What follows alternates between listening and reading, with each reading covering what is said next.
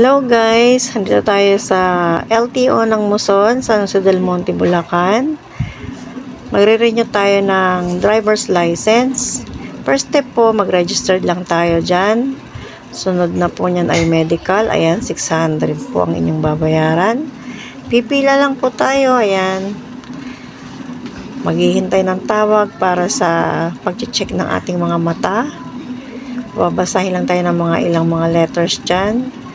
At titimbangin lang po tayo. At ang next naman po dyan, pupunta tayo dun sa kabilang building na yan. At pipila po muli tayo para sa pagpapasa naman ng ating medical certificate. Kung nakapansin nyo, wala pong masyadong mga laman ng mga upuan na yan dahil sobrang maaga pa. 6:30 andyan na tayo. Pero mahaba na rin po ang pila, kaya mas maaga, mas maganda.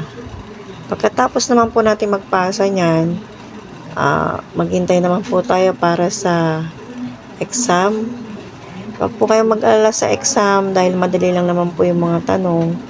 Mag-YouTube lang po kayo, mag-review kayo para hindi kayo mahirapan na sagutin yung mga tanong nila dyan dahil madali lang po. Huwag kayong kakabahan.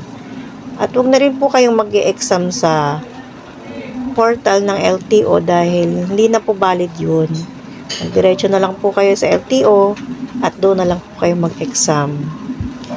Okay, pagkatapos naman po niyan, waiting ulit tayo para sa cashier naman. Mabayaran natin yung ating renewal fee na 585 lang po.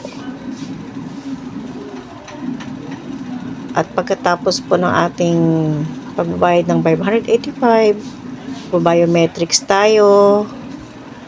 At pagkatapos natin mag-biometrics, maghintayin tayo ng tawag at i-release na po natin ang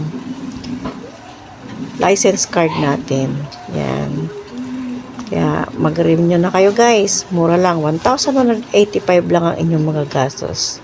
Bye bye guys. Thank you for watching.